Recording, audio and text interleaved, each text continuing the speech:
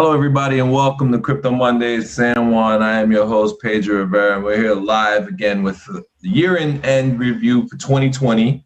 I know ultimately, 2020 has been a tough year for a lot of people, not so tough for a lot of people in the crypto world. But we have a guy here that can obviously attest to that himself. He had quite a year himself, both up and down. We have a man who himself and his company has been actually a major driving force in the crypto industry for a very long time. In fact, they've actually represented about 35 to 37% of the token supply. That's we just redid the number. Ethereum's price went up so much, we're now actually at 60%. Ouch. So yeah, this is by market cap.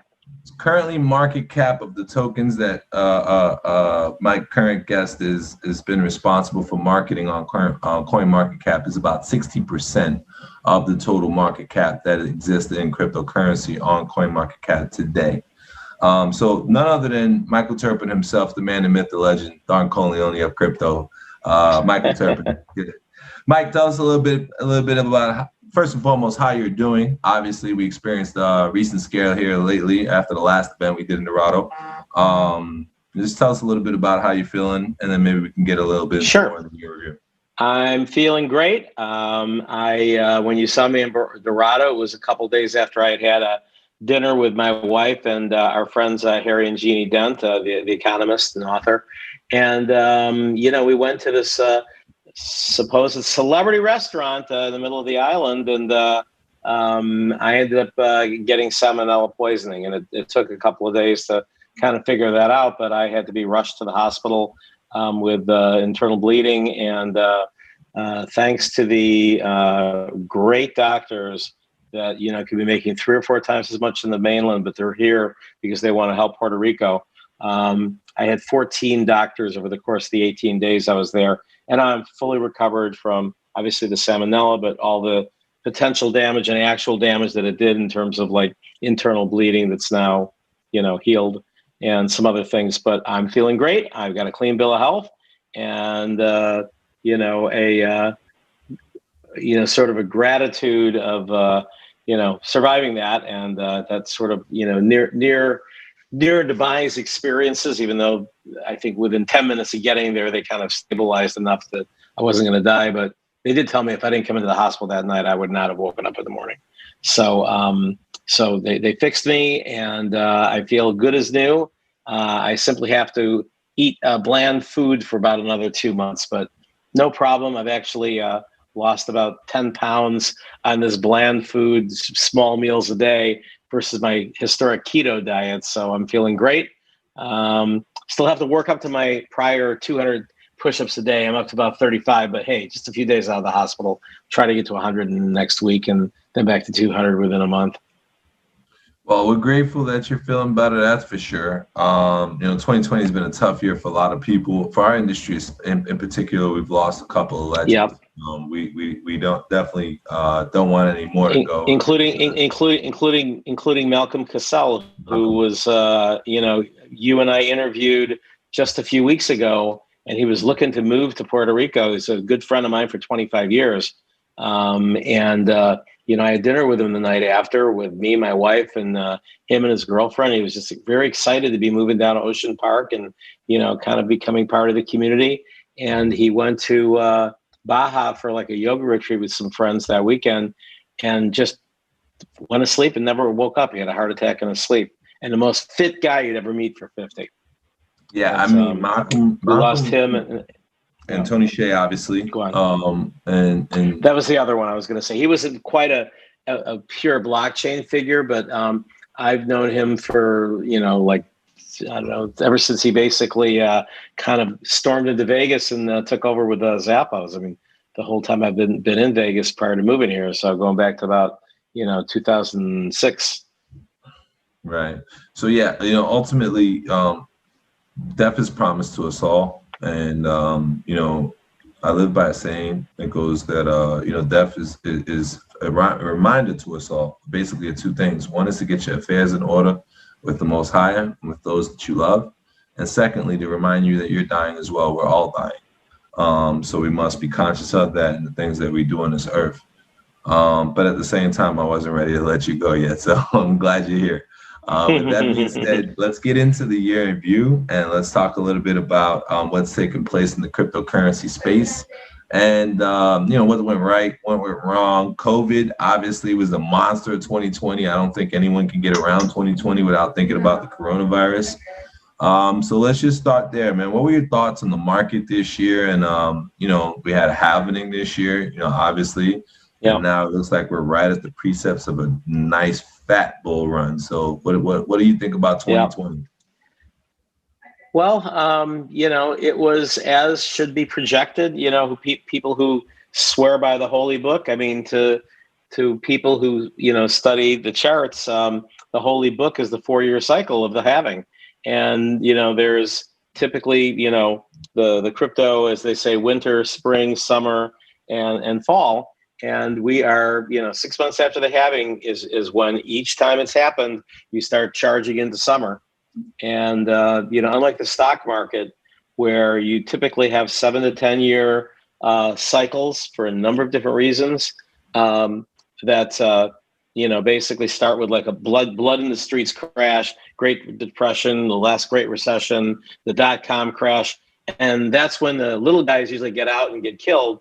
That's when the rich guys go in and, Lord Rothschild himself, basically the, visionary behind the Fed and most of the central banks out there with a trillionaire family called the Rothschilds, said, you must wait until there's blood in the streets until you buy, even if some of it is your own blood. And that's how markets work. You buy low and you sell high, and market panics. That's when people, and with the 10-year cycles that have been, just look, every single recession is at the start of a decade, or the very end of the last decade. And you just buy when there's blood in the streets and then sell, before like New Year's of like the end of the last year, and you'll always make money in the stock market. And it's that simple in many ways with, variations in the crypto market. You want to go in and you want to buy the 2nd January after the all-time high. And then you want to sell the 4th quarter, usually November to December, the year after the halving. That's been, if you lay the charts on top of each other, that's what they look like. And so far it's playing out right to the way it was before. You go up after the halving, last halving in 2016. Pedro, I don't see you. Are we still recording, or are you just simply blocked out? No, I'm still here. Okay, great. For some reason, I wasn't seeing you. Okay, probably because I was talking. Sorry about that. So if you look at because usually I'm used to seeing the person I'm talking with.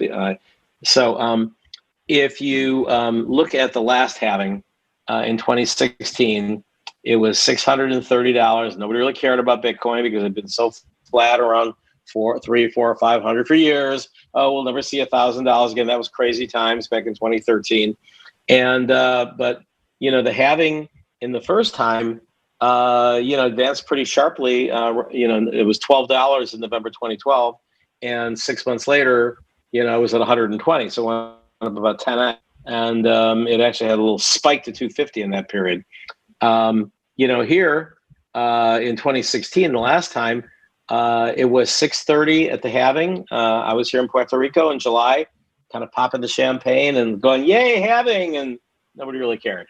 And it took a while. I mean, nothing happens immediately. Your cycles of mining have to get used to the fact that you've only got half the inventory of new coins coming in every day. And that's the secret of why these cycles work, is because when you have a linear or even sometimes S-curve adoption, and the stuff you can buy gets cut in half every 4 years, that has to have an impact. And what it does in the crypto markets is a parabolic squeeze. When all of a sudden the retail crowd comes in, the ones that see it on Google or heard it from their hairdresser or whatever, they're not in yet. They're just starting to ask their friends now, "Wow, I heard a friend of yours bought crypto like 2 years ago for 3,000 and now it's worth 30,000. How do I get in?" Because they didn't hear about it before. Look at the Google search line, dead all year, even as Bitcoin tripled. Now it's moving up because all of a sudden all-time high. well, when it hits 30,000, 40,000, 50,000, particularly 50, because it's a psychological. You could have bought Bitcoin 3 years ago for $500, and now it's 50,000. Let's talk to some people who are experts in blah, blah, blah. So that should be happening by the fall. And then it's a question of how much the last phase of the bull market, when the retail crowd, like when they were doing day trading at the end of the .com bubble, when people would quit their day jobs and just day trade on E-Trade and figure they could do that the rest of their lives and always make money. And the bubble popped and they were back to, driving the cab or whatever they're doing beforehand. So, that's what happens at the end of a bubble. Ours is just way more condensed, although even the top of the top in stock markets usually happens quickly too. But here, you went in the first bubble, 2013, you went from $100 in September to $1,100 in November. That was 8 weeks roughly. And then it popped.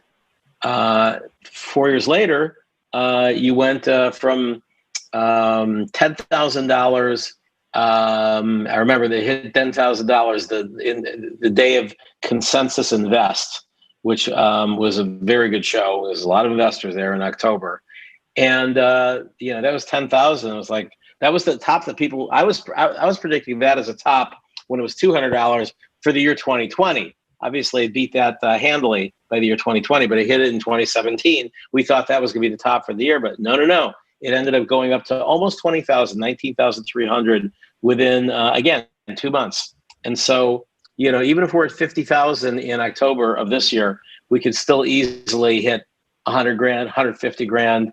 The higher it goes, then the further it's going to crash when it retraces a year and a half later. So those are my observations, not financial advice. Do your own research. Variations of this, people will agree with me. Variations of this, I'm kind of on my own and observing it, but that's kind of how I'm playing it. Well, I'll tell you what, you've been saying this all year. It's not something new. So no. From this perspective, and granted, there's potential you could just be guessing, right? But doubt it. And ultimately, if we look back, it's cyclical. And with that being said, we've had a couple of key, transitions globally, right, that have aided and abetted to the exacerbation of our industry, let's call it. And obviously, coronavirus and things being, heavily promoted to go digital, with this whole new concept of social distancing and the fear of actual touching something physically. Someone else touches, one of the most obvious virus spreaders is going to be cash, right? So, you can see that and how that. That's one component. That's a component of of central bank digital currency. Although a big component of it is a lot of advisor to a company called Terpin. They have a token listed in Japan.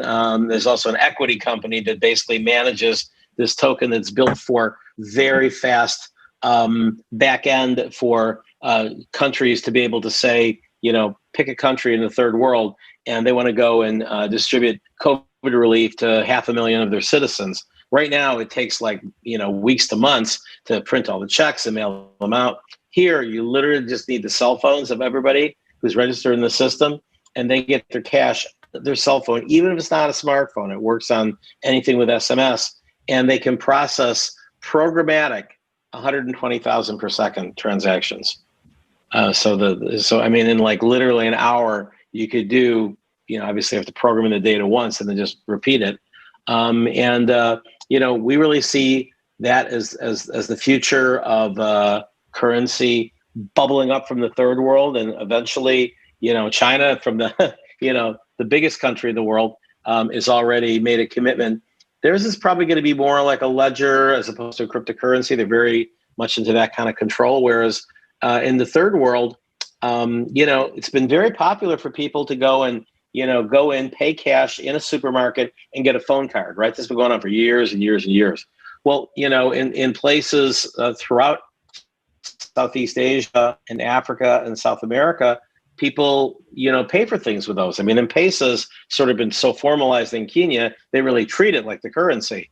as many people use that as carry around shillings. But more and more people are just going, hey, will you take like, five dollars equivalent or whatever it is in pesos or real or whatever in my cell phone minutes, and I'll send them to you. And people are so used to that behavior. You give them to a crypto wallet. Oh, great! I could buy a lot more than just the local person that needs more phone credits, because obviously at some point you got way too many phone credits, and not everybody's going to take them in large amounts. So that was sort of an adapter in the third world that's allowed that to happen. But I think COVID, more so than that, what COVID's done is, number one, really force the hand of the largest governments to do what the third world have been doing to debase its currency for years, which is massive increase of its monetary supply. Typically 4 to 5%. I've got a piece coming out in Cointelegraph in a couple of days on this. 4 or 5%, in inflation, in the major, EU, US, China, they kept their monetary supply fairly tight. China a little bit higher. But this year it's like, right? I mean, something like 20-something% of all the money that's ever been printed by the U.S. since the Revolutionary War was printed in 2020. What does that do when you're used to much lower levels that are around inflation? And so that's where the guys like Michael Saylor and Paul Tudor Jones have come out and said, we got to move money into Bitcoin instead of gold. Jeffries just had a gold fund, and they said, we're moving 50, of X percentage of it into gold, of our gold into Bitcoin. Paul Tudor Jones, who made his first fortune, he's a multi-billionaire, by basically making a heavy bet on gold in the 70s when it was $200 an ounce. And he won, and he said, Bitcoin right now is simply the fastest horse in the race. And then Michael Saylor putting $400 million into Bitcoin when it was 10,000, and now looking at the smartest guy in corporate America. And every day someone's following there. So you got these institutions now that are going to stop it from crashing too far. Whereas last time you had just crypto guys and derivative traders and options traders and guys who really knew how to they had a lot of shorts in the market. They're going to be overwhelmed by the corporate guys who are long. So I think that you're not going to have another 85% drop unless the price just goes so super high that it's way out of sort of the traditional stock to flow ratio. Recommend that everybody who's interested in Bitcoin, in particular of the cryptocurrencies, read the Bitcoin Standard, as in like the gold standard. It's on every Amazon, and even some traditional retail bookstores if they're open. It's by a Lebanese professor who I can never properly pronounce his name, but he's wonderful. And he talks about, comparisons of gold and why it has value, and Bitcoin, why it has more value as a harder form of money. And I also encourage everyone, other than following me at Michael Terpin, Terpin on Twitter and LinkedIn and all the various things. Oh, any misspellings of my name, by the way, someone's trying to scam you. There's a lot of those critters out there.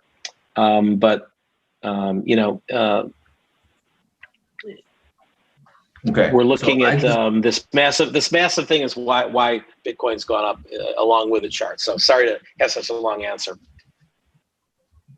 Okay, beautiful. So what I wanted, you said a lot there, so I'm going to try to unpack a little bit of it, right? And I just want to break it up into quarters, because I think ultimately this year just so happened to break up into quarters when you really look at it, right?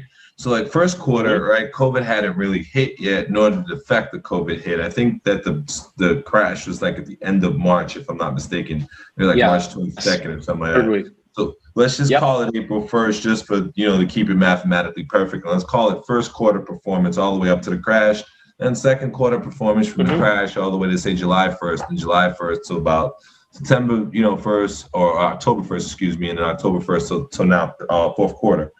And when you look at the quarters, prior to the crash, Bitcoin was relatively stable for, the good percentage of the first quarter, which is something that's generally not common, right, in Bitcoin's performance record, which showed that a lot of movement in and out of the market was not exactly it was being offset. And like you said, there was a lot of guys in derivatives and the futures which were basically short a lot of the market, and and and the institutional or the smart money guys that started buying into the industry. And when those guys buy in, they buy in big dollar amounts. So obviously, it was something that gave us some counterbalance. And they're long-term focused. 100%. The short guys are out one day later. Yeah, Michael Saylor's not turning around in 2.5x's in his investment right now, even though he's up, 2.5 times, at least 2.6 maybe. So he's looking at this as like Bitcoin's going to keep running, and I'm going to run with it. And he's right. He's smart. But a lot of these trader guys, they're looking, for daily profits or weekly profits, whatever the case may be. So that's their end game, and that's their focus, their strategy. These corporate guys, especially the ones that are parts of publicly traded companies, when they come in, number one, first and foremost, most people may not be aware, but when you have a publicly traded company, you can't just turn around and buy Bitcoin with your assets. You have to get permissions from your shareholders. So it's actually a monumentous occasion that he was able to do this with a publicly traded company. And it showed that the public itself, or at least the majority of the shareholders. Well, actually, with MicroStrategies, he was a little bit of a. I mean, I'm very proud of him, and I was on a private Zoom thing with him a couple of weeks ago in a small group. He owns 70% of the MicroStrategy stock, I think, after some realignment or something. So he's the majority shareholder. He gets the vote no matter what anybody else says, so he can pass it. I mean, but obviously he has to feel that he's not violating any rules or anything like that. But that did, because of the size of the company, which is $3.5 billion market cap now, which by the way has gone up since that announcement. That then all of a sudden created this little, are we missing out something FOMO? And you get 100-year institutional like gray ladies like Mass Mutual to say we're putting 100 million of our treasury money into Bitcoin. Mass Mutual. I mean, right. And ultimately, this is what I try to explain to guys who are they claim that like this bull run is like the one in 2017, and it's facing another hard crash. Is what they don't recognize is this bull run is very different from the one in 2017. Well, but hold on. Anybody who says that was in the beginning forgot the last part of the sentence. Oh yeah, just like 2017, a big bull run with a hard crash. That I could have made 30 times my money if I got out at the top. So in other words, you can see the hard crash is coming, and you just need to, once you recognize it, you got to start selling. And if you keep it all the way down to. I'm not that gifted, at the charts. I just look at it as like. Day trading is hard. I'm a little bit of a trader, but I'm not like a day trader. But you got to look at like your weekly and monthly charts if you have this asset, because even if you're considering yourself a long-term investor, and certainly in Bitcoin, it pays to have a certain percentage of your HODL portfolio. But I think even in your HODL portfolio, if you can see that it's probably topped out, you should probably sell, in my opinion, about 70%, put into Tether, and then just simply wait, or US Paxos or whatever, and just wait, about a year and a half and buy the same amount back at like a whole bunch less money, or buy double what you had before. I mean, to me, that's a strategy that's worked, 2 times out of 3, and will soon, I think, be 3. So, obviously you want to still hodl a certain coin in case I'm completely wrong, which I very well can be. And at least then you've got your one that you didn't mess with. So Mr. Terpin here is obviously a lot more advanced than the average person out there in terms of his strategies. But one thing I can tell the average person, whether or not they have, deep and in-depth knowledge, or they have a lot of experience like Michael does, would be very simple. How long do you plan on investing your money? If you was going to invest this in something else, how long would you plan on keeping it there? Typically, that answer is a lot longer than a couple years, right? And when you look at Bitcoin as an investment for 2+ or even 5 years, it's really very, very, very difficult, for you to lose your money and that kind of time span. That's why I say I don't worry about where we are in terms of the run itself. Now, ultimately, obviously, there are times where you have peaks and valleys, and you have some events that can kind of precipitate that. And you can kind of see, like, when you're floating high and kind of say, like what's going on. So ultimately that is a good strategy. And I know a lot of guys that wish they would have done that. They, were up $5-10 million in 2017. I was going to say the other way for people who are particularly starting from scratch, that, you know, works over time for something. If we're, you know, under the presumption that, no, it's never going to go up forever, but the parabola kind of like, you know, moves, and, you know, once it's at 500,000 in a couple of cycles, you know, a lot of people think that's about where it's gonna go up 10% and down 20% and up 10%, but it's not gonna keep going to where it's, you know, $100 million a coin in 100 years or something like that. You know, wherever it ends up, you know, or going, I mean, and you can look at some of these stock to flow ratios, which is what the Bitcoin Standard talked a lot about. And it's a great guy to follow on Twitter called Plan B. His Twitter handle is at 100 trillion USD. You know, that's I forget if that's where he thinks Bitcoin's eventually going, or he had $100 trillion dollar note from Zimbabwe, which is worth about like $5 or less. But he goes and charts it. He charts it about where things should be, and his projection. He's got a conservative and a aggressive. His conservative model has us at 100 grand. Using this model that's back tests all the way with the remarkable, you know, precision, and the high end is 288. I'm personally think it'll be closer to the low end of that, but that's still 4x where we are today. You can't say that you're going to put money into, you know, Google at 2,000, or Amazon at 3,000. It's going to be 12,000 by the end of the year. No, it's not going to work. So with that being said, I do have a couple of special guests that are in the building. I want to say hi to our one guest, Mr. Marco Annabali. Mr. Marco, are you with us there, sir? I am indeed. How are you? I'm blessed and highly favored, man. Grateful to God. Where are you currently located in the map, sir? I mean, I know you're on an island close by. I am on an island close by. I am in the Cayman Islands, and if I could hop on a plane and go join you guys, I would, but they won't let me. I mean, it's tough, man. These executive orders are really interesting globally. I mean, I think that's a conversation for another day. But ultimately, I don't understand most of what they're doing with these orders. Who knows? So I just wanted to kind of touch bases with you, you know, a little bit on terms of some of the stuff that's taken place in the year in review for 2020, some of the things that Michael and I have been discussing. So first and foremost, what do you see has happened in 2020, and how do you feel the market has played itself out with Bitcoin having multiple all-time highs in the past few days? Oh, well, the multiple all-time highs was a bit surprising. I was expecting it to sort of peak out at around 22, 24, somewhere in there, but it hit 28 a couple days ago, so bloody impressive. But I agree with Michael. The cyclical effect 4-year cycle for Bitcoin is well understood, and it's worked to date. It is probably going to work this year, next year, only because I think adoption is still not all the way there yet. But I strongly suspect that this will probably be the last cycle that actually performs as the previous 4 have, because by the time we get around to the next drop, I think the next drop is going to be muted by the amount of institutional money that's coming in. I see that. That makes sense. Yeah, that definitely makes sense. That'll be 2024. Yeah. So you know, it's tough, right? So a lot of people, you know, unfortunately still on the internet still claim that there'll be another 70-80% crash. And I see people, you know, talking to people about, you know, hey, wait for the crash before you try to get into the game, because ultimately, the problem with those folks is that they think that this is the end of the bull market. It's the beginning of the bull market. This would be like if during 2017, when you broke the all-time high, when it hit like 1,300 in January, you said, "Oh my God, it's back there again! Sell, sell, sell! This is the top." No, that was the beginning. If you sell then, you missed the run up to 19,300.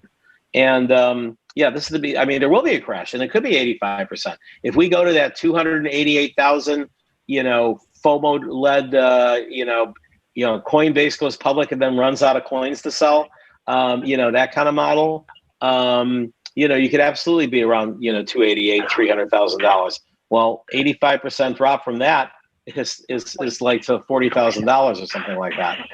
45,000. So, you know, that's very, and people will be like, Bitcoin's dead. It's only 45,000, you know, but you don't want to be the one who bought in at 250 when, you want to be the one who sold between 2 and 300, recognize the trends, and then held enough cash so that you could go and rebuy at least your old portfolio back, perhaps plus some, when it's down at 40 or 50. Yeah, I mean, and one of the things we're seeing now that we didn't see in the previous two cycles is there's a lot more crypto infrastructure out there now than there was previously. You can take your hodler account and stake it, and with a much lower risk level, leverage it into more, ride it up. Right. And yeah, then, you're trading. Staking has always been, sort of, I had this thing I came up with years ago, Terpin's rules of tokenomics. And, one of them is thou shalt stake if possible. Because even if you're proof of work, there's some very creative ways that you can encourage people. Like, we worked with Dash a number of years ago when they were rolling out the master nodes and really trying to scale that. And, the master nodes is you need 1,000 Dash, and, you end up getting 7% per year that comes from the miner rewards, because the psychology of how miner rewards work was that even taking a part to have the master node holders get some of it and having a part to fund the community efforts, it's still eventually going parabolic to, a reasonable number for the miners, because, Dash went from pennies to I think a bubble peak of $1,000. So it actually dramatically outperformed Bitcoin. And what's happened since then is like staking is like now so many exchanges offer staking, and they're staking with higher interest rates because they're now trying to compete against DeFi. Now DeFi, you'll be able to go in and you go in through a governance token or some of the things that are lending, and all the different various CeFi and DeFi. It could take a whole episode to talk about that. I've been very heavily involved with DeFi for these last 6 months, and probably more so that and NFTs in 2021 as advisor. James and I have been working on one as a fact, which is maybe you might actually like this one. We don't want to dive into it now, but James and I, along with a few other notaries, if you will, notables rather of the industry, have put together a DeFi model that could be quite interesting. But it's the same concept, right? It's the idea of, okay, we've now got assets. Now let's see how many things we can do with those assets. And I think that's really only started this year, really, when you get right down to it. There have been so many different variations, and there have been CeFi and DeFi hybrids. I'm an advisor and investor in Yield App, which just got listed, and immediately went up 300%. It's now up about 200%. But I think it's a long-term, really interesting, decentralized. Basically, they do the governance for you, just like, because you have the choice, like on Yield .finance, it really was kind of the poster child for DeFi success, where they came out at like $8 or $9 and they went up to 40,000. Now that's because you could go in and earn 20% through all these different, DeFi tricks, right? Of getting credit, getting extra coins, and then selling off the coins, et cetera, which were very complex for the average person to do. Sometimes because that reflected the scarcity of the coin, you did just as well just buying the coin, holding, and don't even go in and yield farm, as they say. What Yield App does is they actually are a centralized platform that has a token that represents the value of people actually going in and doing that for you. So everybody doesn't have to do that, and then you still share in the yield that the token distributes across its token holders. So there are so many new models that are coming out. I'm in the process of. So I know a lot of the stuff that James is doing because I'm an investor with his Norwegian company with David Johnston. We'll talk David's in there too. Catch up on that. Okay. Yeah. David, my co-founder at BitAngels in 2013. So it's a small world, but you wouldn't want to paint it, as Stephen Wright once said. Anyway, exactly. I think we got a little off topic here. And actually, you didn't. And I want to jump in there. And this is what I want people to recognize: of what one of the strongest benefits of Crypto Mondays is. As you guys know, James Haft is a co-founder of Crypto Mondays, and we all of us, part of Crypto Mondays family, have a lot to be grateful for James Haft. In fact, I am a direct. He basically recruited me into Crypto Mondays when we were globally. So, but one of the things I wanted to mention with saying that is what you were just saying is how small the industry is at the top of the industry. It really is. We all know each other, all of us. We all know each other. We've been all over the world together, and obviously, throughout coronavirus, we all mainly keep up with each other digitally. So what I'm basically getting at by saying that is letting people know one of the best benefits that you can have by being a part of the Crypto Mondays family is that you have access to these types of people on a regular basis. And that access gives you the ability to get great information and opportunities that you normally would not have access to. So just as you mentioned, as you guys talk about the variety of projects that you guys each are excited and working on, you realize that you also are involved in them together. And that happens more often than not. And we all have very, very limited amount of degrees of separations between us in the industry. That's one of the best aspects about Crypto Mondays that I can absolutely say that we love to have and share with you guys. So the next thing I wanted to kind of like ask both of you gentlemen, I know, Michael, you have a 7 p.m., so I want to be conscious of that and be respectful of your time. I'm good now. I moved that. I'm good. Okay, I just wanted to make sure. We want to make sure Maxine's okay, make sure the boss is fine with everything. Yep. You know, we can't push back unit plans. But ultimately, I just wanted to talk about the next thing, which is obviously not the next thing. I want to just talk about this year a little bit more in depth about how COVID impacted our industry and maybe potentially how the blockchain space would be a benefit or maybe even how it would proceed moving forward in 2021. So I'll give both you gentlemen an opportunity to respond with that. And we'll start with you, Michael. Well, that's a multi-pronged question. Certain things have happened with COVID. One, of course, is showing the need for a better supply chain system, which is a number of blockchain solutions out there. VeChain has actually been on a tear lately. Both public blockchain and private blockchain. And so just getting the supply chain issues. Look how much more efficient supply chain got when it became computerized and then when it became part of the internet. That level of advancement is going to, probably be on even multiple of that scale once you are able to have a global, trusted ledger, whether it's decentralized or even permissioned, to be able to go and track pharmaceuticals and nothing gets lost and it's all, barcoded and paid for when it comes in with a, escrowed, package of Bitcoin or USDT or whatever. So that's one aspect, which, by the way, Puerto Rico, stands very much, if this happens, to be a huge beneficiary, because there's a lot of talk about bringing back some of the tax breaks that brought pharma companies here in the first place, so that they can expand and hire more Puerto Ricans and bring in more scientists and doctors, et cetera, and just a win-win for Puerto Rico and for keeping the supply chain closer, so you're not having to worry about everything coming in from China when you're having a trade war with China. That's one aspect of COVID. The second one is the fact that so many people have been without work. How many small business ideas are kicked off the ground because you're just there on stimulus and unemployment and COVID relief checks? And so a lot of people have sort of like learned programming, learned about blockchain. There's all sorts of things you can do in blockchain. There's a need for blockchain, accountants and lawyers and theorists and white paper writers and customer service and auditors for smart contracts, and the list. I mean, this would be like you asking, should I get a job in the internet in 1994, 95 maybe? And obviously the answer would be yes, because that was a huge job boom that like overpowered the entire. What's stopping that now is basically, regulation.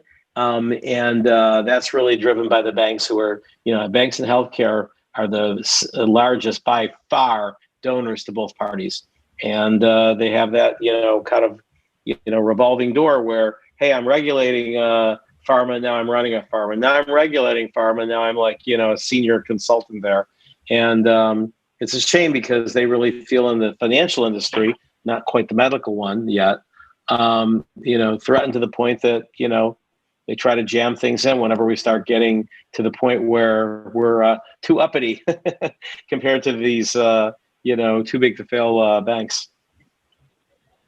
Yeah, it makes sense. And then, of course, the printing of the stimulus checks and how that degrades and that led to like what Michael Saylor did. So there's multi-points of this, but. I understand. So, Marco, what do you think? How did Corona impact our space, and what do you see about it moving forward? Well, Michael, thank you for covering almost everything.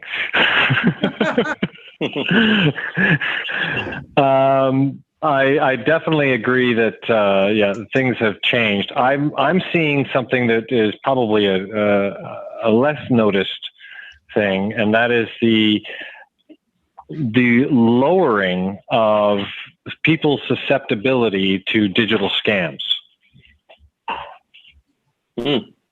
That was a surprising outcome. I thought that, when this whole shutdown thing happened and everyone's going online and everyone's now Zoom calling everybody, that the industry, if you will, of, bilking people out of their hard-earned cash by any means digital was going to boom. And in fact, it has reduced significantly.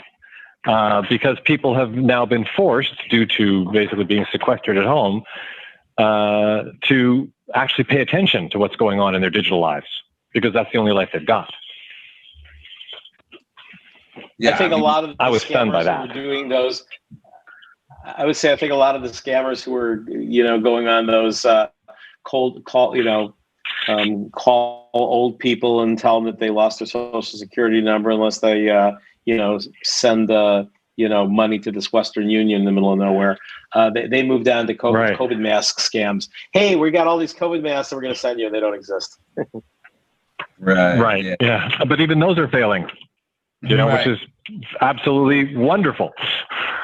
Well, I've just had recently Brittany Kaiser, Ruben Heck from Contestus talk about identity and how blockchain solves the identity issues that we all face living in the digital world. So, I mean, even though like right now, we're not there yet, I will tell you we will be there soon. And ultimately, blockchain will be the reason why that issue is solved at some point in the future, in the near future at that. One of the other major things I noticed was the blockchain business world, the world where people are looking at ideas and deciding whether or not they're worth getting involved in, worth building, has become much more, shall we say, smart. I'm not seeing a lot of people getting very far anymore with ideas that, one look from a blockchain architect and they just look at it and go, who came up with this idea?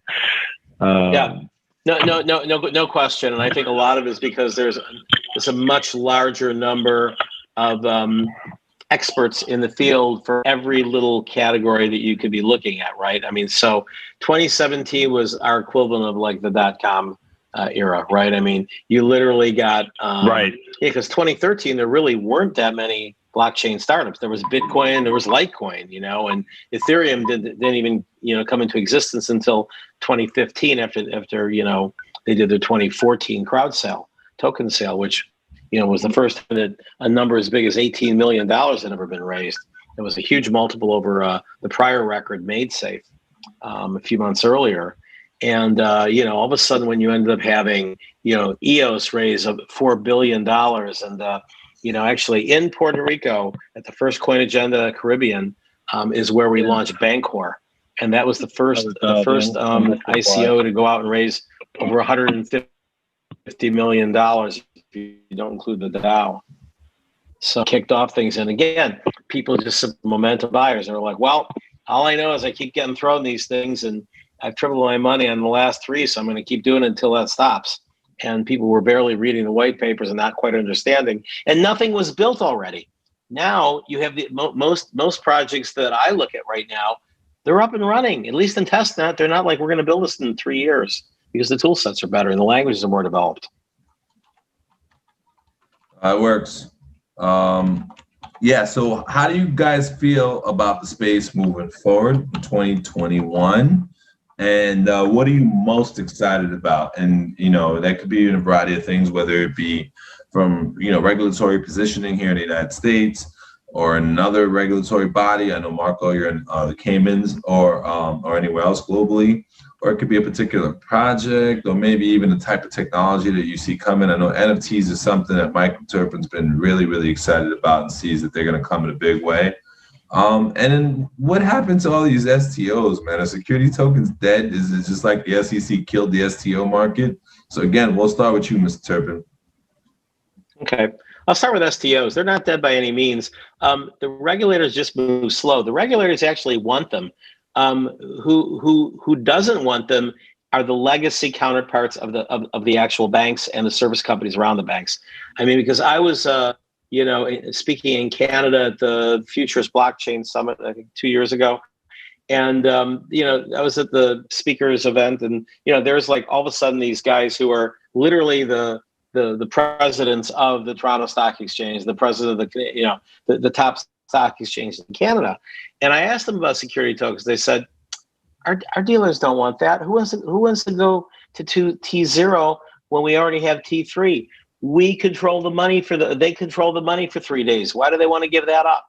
And so in other words, you basically have this legacy model that has to be broken. Just like the New York Stock Exchange, during the .com era, up until then, I remember having a client that had a seat in the New York Stock Exchange, and he'd invite me for the prestige, breakfast overlooking the floor. And there were guys running around handing paper tickets to each other. And he looked down, he was a visionary, and he said, 5 years ago, these guys are all gone, and that's going to be like, for trophies or something. And he was right. I mean, NASDAQ proved that you don't need guys running around handing pieces. Oh, no, we need the trust factor. We need the little wink in the eye when they're handing it, all this stuff. And obviously everything's electronic now, and it's not going back. And once you adopt a new technology, you don't go back. It's almost never happens. Nobody says, no more TV. We don't need that anymore. No more internet. We're gonna go back to whatever we had before, fax machines. It's, and the same thing when blockchain gets fully adopted. I mean, you're just gonna have so many things that are solved by it that are replace the old way of doing things. Marco, I got you on mute. Let me see if I can take you off. Marco, you muted yourself. Let me see.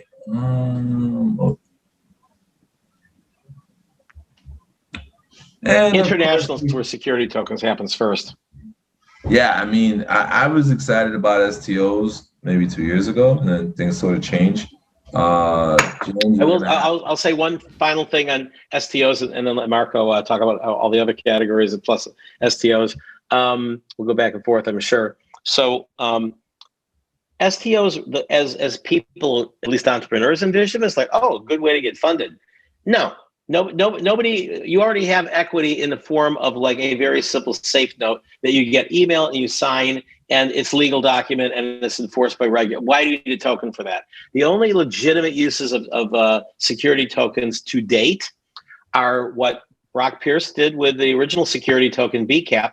He allowed you to buy into a very small limited partnership of a 99 and under investor venture capital fund that you ordinarily wouldn't require. You wouldn't meet the minimum purchase requirement, right? So in other words, if you got a $75 million fund and you only can have 99 investors, that means your average person is putting in 750,000. What if you only want to put in 25 grand, but you're still a accredited investor? You're not going to be asked. So what they did was they took 10 million of that 75 million and made a single limited partnership that itself was tradable as a security token. This lets you have it be fully backed by private, again, venture capital company. And so you want to hold it, hodl it, you get to redeem it, at the end of its 7 to 10 year cycle for whatever distributions you have. On the other hand, if you all of a sudden lose faith and you're a limited partner, you're screwed. You can't really do it. It's very hard to sell on the aftermarket to another person. It's like, hey, I got some Sequoia shares from 19 whatever, or 2015. You want them? Whereas with a security token, if you had exchanges, which you only have one really right now in the US kind of functioning at a level, but once it's more up and running, you'd be able to go and trade your vote as a limited partner because you're just part of a larger group of limited partners controlled by the company, but you can trade that for liquidity. BCAP went out at $1. It went up to $4 and then it went down to, I don't know where it is right now, and then went up again. But you could have literally bought it at $1, $100,000 worth, sold $100,000 worth, hell, sold $200,000 worth of the tokens, doubled your money, and still had twice what you started out with. And just hold that and see how, they have a small stake in, in Coinbase, which is going to IPO.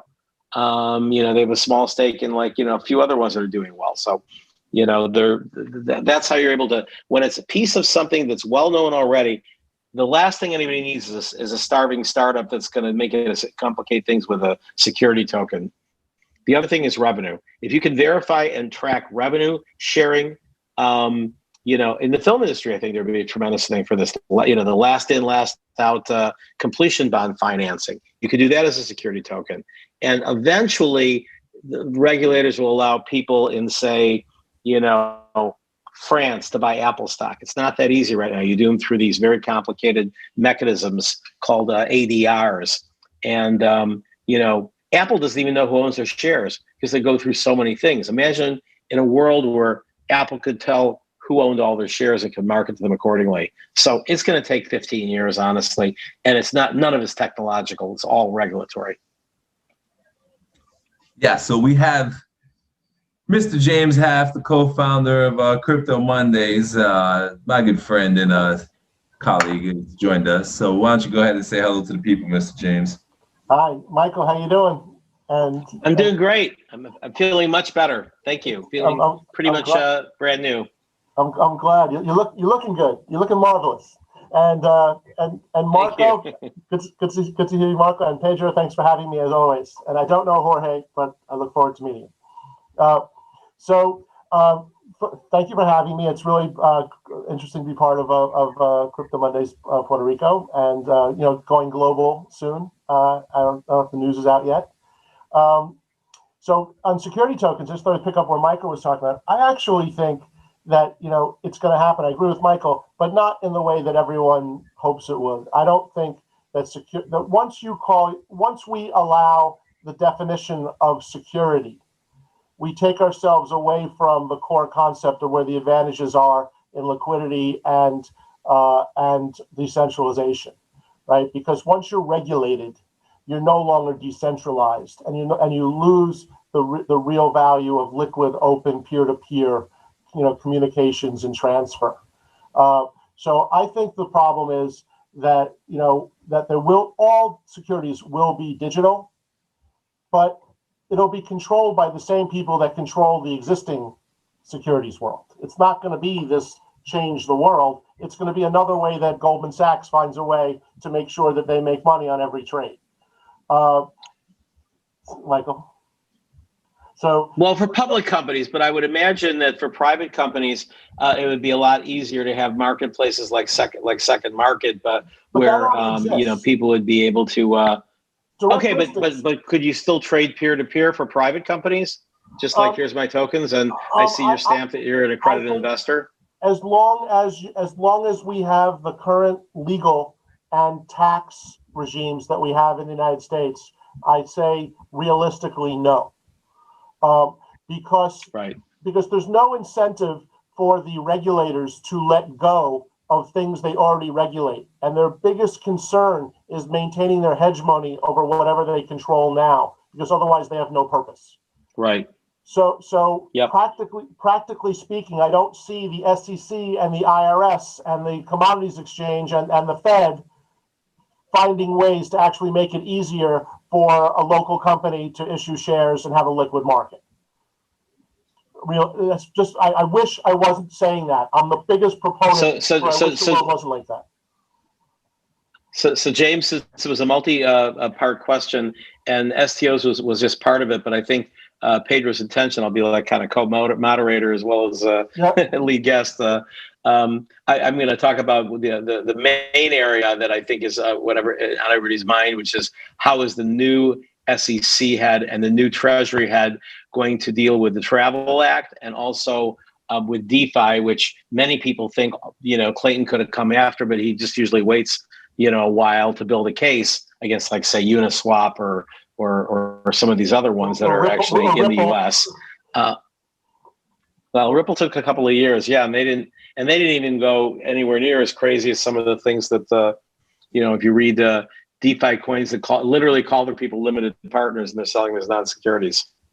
Yeah, I actually want to pop in there really quick, and I think that you said something that was really key that I missed, and I should have had it as part of my questions for you guys, and that was Ripple, because to my understanding, right, Ripple was designed for compliance for banks, right, and like to give banks better transfer processes and quicker and more efficient and less expensive.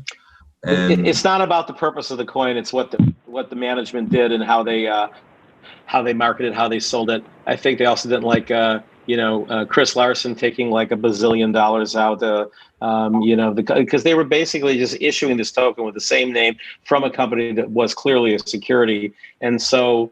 They're going back in kind of like the pre-hazy days of 2011, 2012, 2013, and then they've already kind of come after Roger Ver for the way he invested, and it's maybe it's an early test case to go after every crypto that exists down the road. But the reason they went after Ripple is because they can, right? And that goes back to my point before. You have to either be decentralized or regulated. You can't be like Ripple and say we're decentralized and actually be a corporation that has a physical location and an individual person that controls it, right? Because the FBI can walk into your house and take you and put you in confinement. So therefore, you need to do what they say. Whereas if you're a decentralized platform and there's no owner and it's owned by the token holders at large and it's run by as a decentralized organization, there's nobody to go after. So you can start chasing individuals in the street if you want, but that's going to look a lot like a fascist regime. You're going to have a hard time regulating that company. Well, I don't think they're looking to chase people who are users in the street, but several of the FinCEN and SEC, kind of updates since 2016 until really just a few months ago, were variations of there is no such thing as a DAO. Right. If you are a programmer and you created it and it's being used, you're responsible. If you touch any token for profit, you're responsible. A DAO does not exist. If you can fog a mirror, you're involved. I know they say that, but the reality they just haven't done anything yet. Yeah. The reality is that in order to stop the truly decentralized platforms, they have to go after individuals at large, which I think they're not going to want to do. Right. I think they have difficulty doing. So Ripple, one of the major reasons Ripple was afterwards, yes, they were wise guys, and yes, they were taking too much money off the table, and yes, they were definitely a security. But having said all that, they were also just an easy target. There's supposedly, there's bank accounts with money sitting into it, which is controlled by individuals who are making decisions about a corporation which is transacting business in the business of money, which is highly regulated.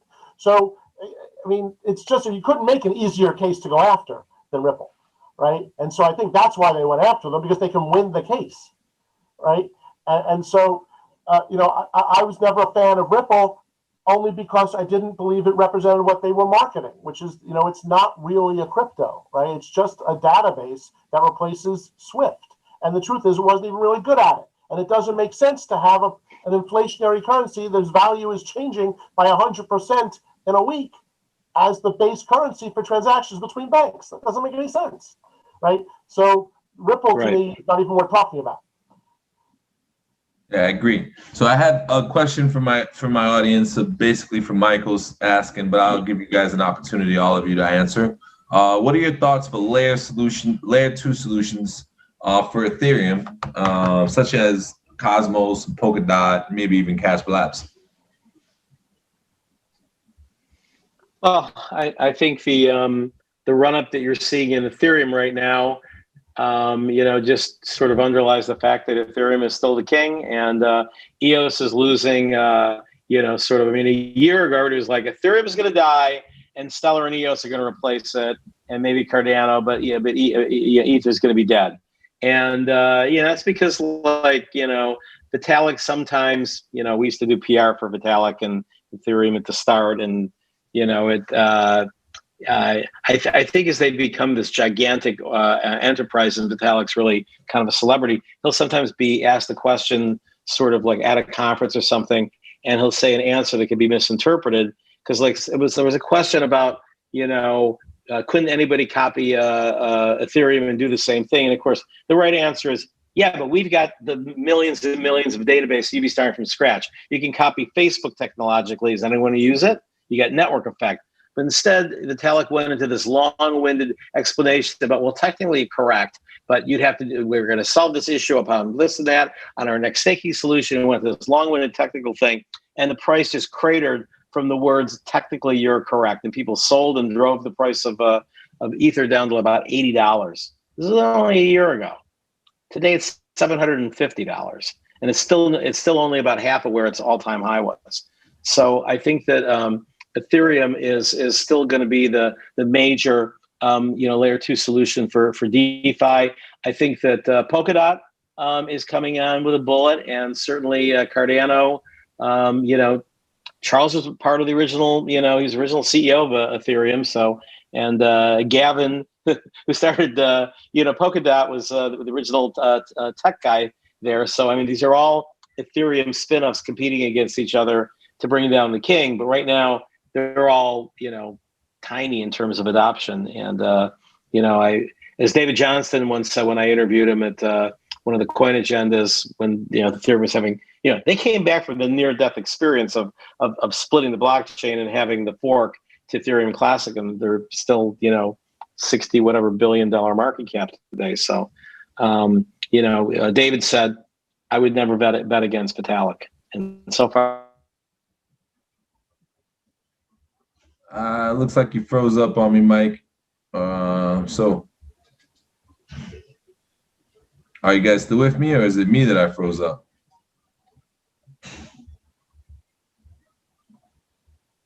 I'm here. You still with me? Okay, perfect. So ultimately, yeah, I will tell you, betting against Vitalik is not a good idea. I can't think of anybody that I know offhand that I've had conversations with that is smarter than Vitalik Buterin. Maybe his father, Dimitri is another genius that the world has been gifted with. And maybe like Craig Sellers, a guy like that. Looks like we lost Mr. Terpin. Maybe the internet conked out on him. Looks like we got him back. But yeah, so ultimately I wouldn't bet against Vitalik. So what do you think, James? Sorry, my Aeronet gave out, so I had to switch to a Wi-Fi hotspot. No, it's cool. Don't worry about it. So what do you think, James? Yep. How do you feel about layer two solutions for Ethereum? And what do you think ultimately about ETH and ETH 2.0?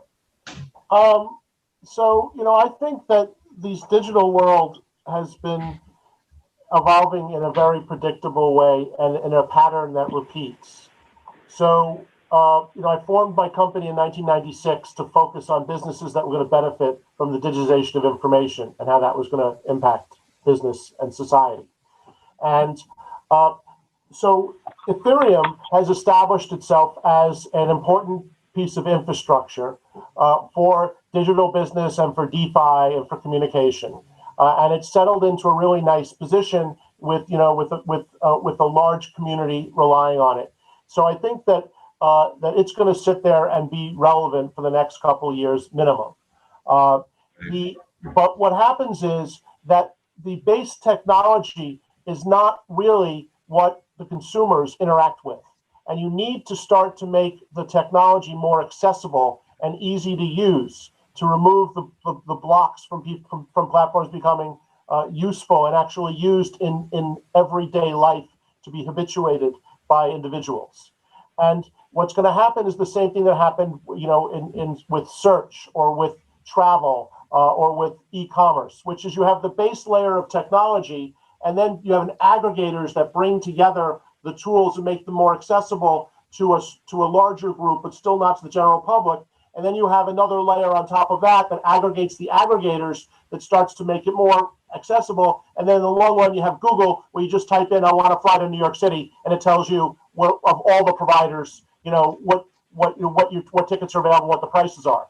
And when you use the Google line, you have no idea. You don't need to know what Travelocity is. You don't need to know what Sabre is or Merlin or all these other technologies that are being used. And in the long run, Ethereum is going to be one of those names that you no longer need to know, right?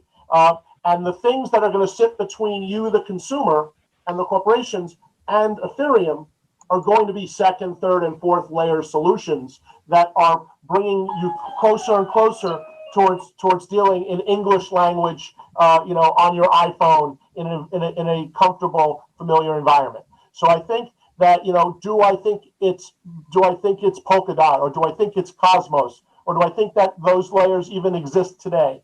I have no idea, right? We can speak about what's here now. Polkadot looks great, and it's getting a lot of uses, a lot of attention, but honestly, there isn't that much running on it except DeFi, right? Cosmos is getting a lot of positive. There's a lot of, Cardano has a whole roadmap that makes you dizzy to think about how they're going to control the world, right? So I believe that yes, layer 2, 3, and 4 are going to be important. I don't necessarily think that we are far enough into the game to know which are the successful ones, and that everything is really just speculation in terms of those tokens right now. Incredible. Marco. Can I pipe in now? Marco. Can you guys hear me? Yeah. Yes. Okay, because I keep getting bumped off. Well, you muted yourself.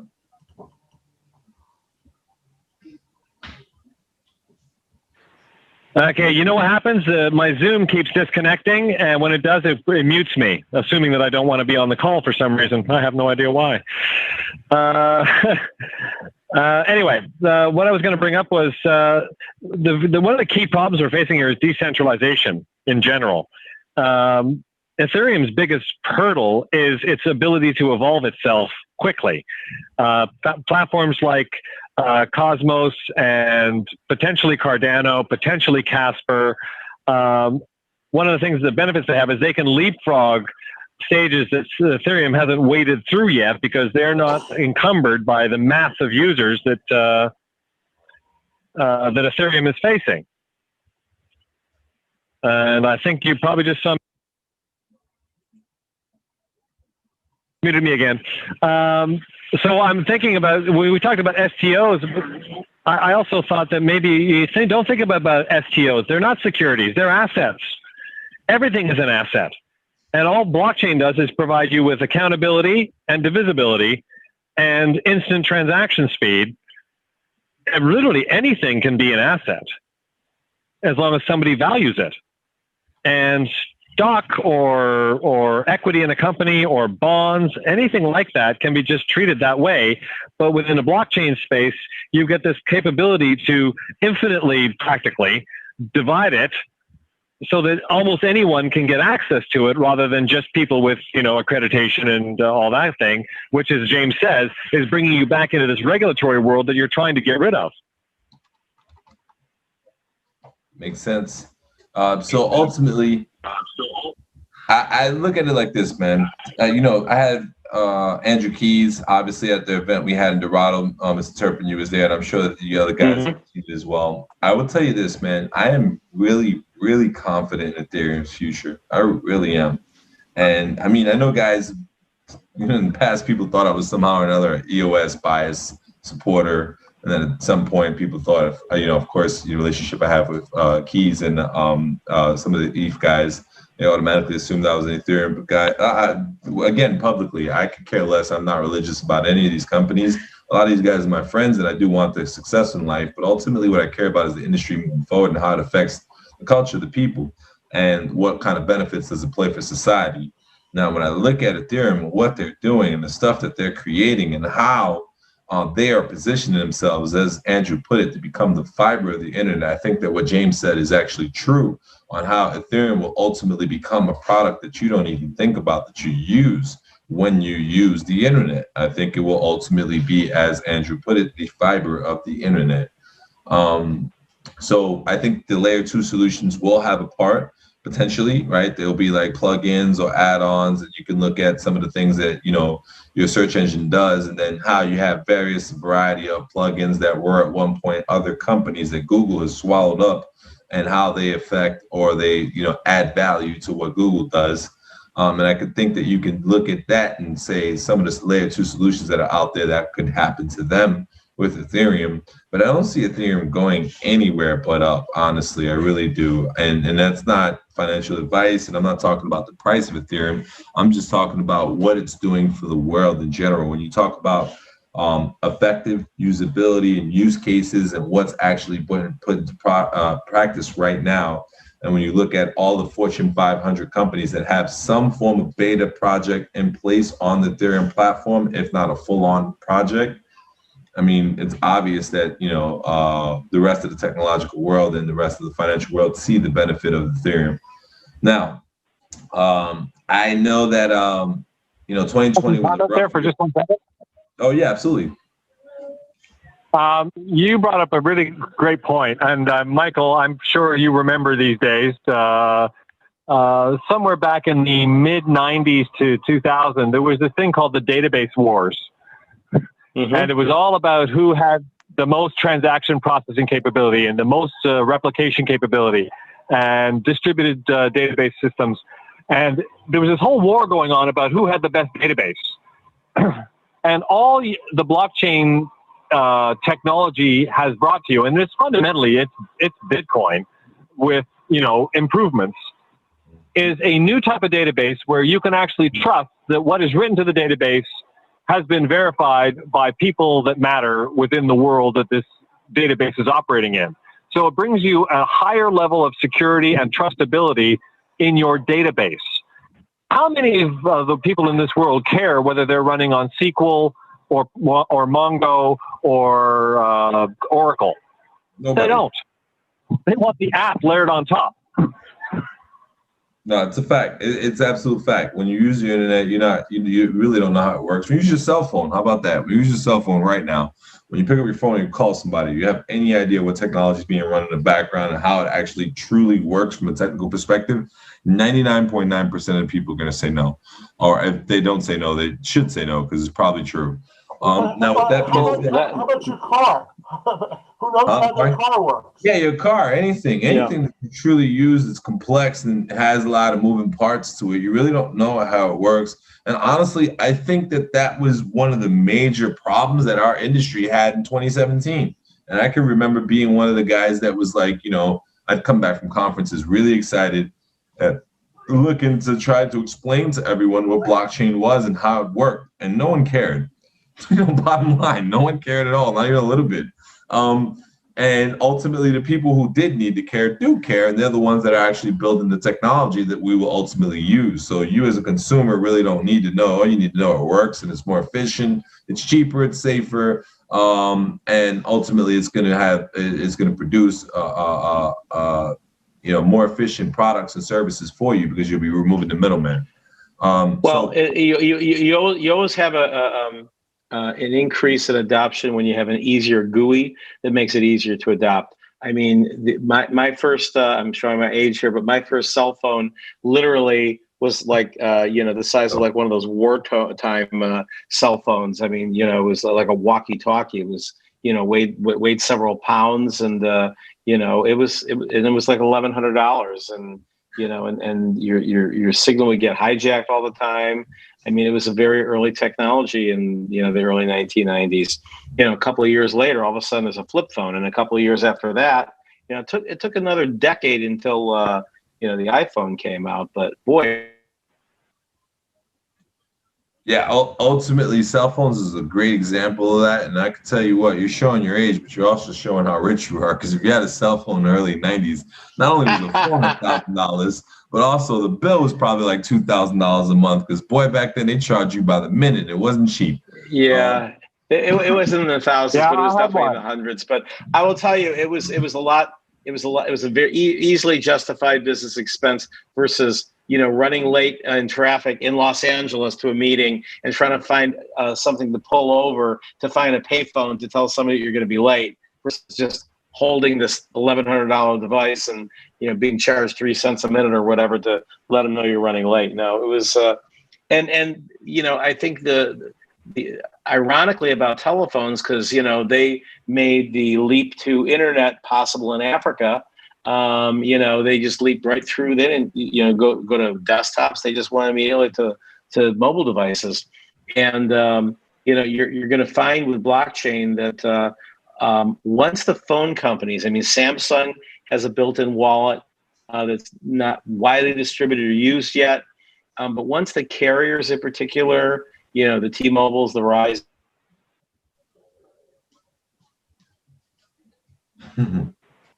So it's funny, Mike. Sorry, I cut off. So once those guys realize they can make big money by like acquiring a Bittrex or doing a deal with a Kraken, and all of a sudden they get, like, you know, automatic KYC AML for 140 million customers, because your phone company already has everything that KYC AML asks for, and other than accredited investor status, and you know, all of a sudden you're able to you know, get an airdrop of you know, just like when VR was new and T-Mobile ran TV ads saying, switch to T-Mobile and get this $200 Samsung headgear free, you know, and now it'll be switch to Verizon and gets $250 worth of game credits at.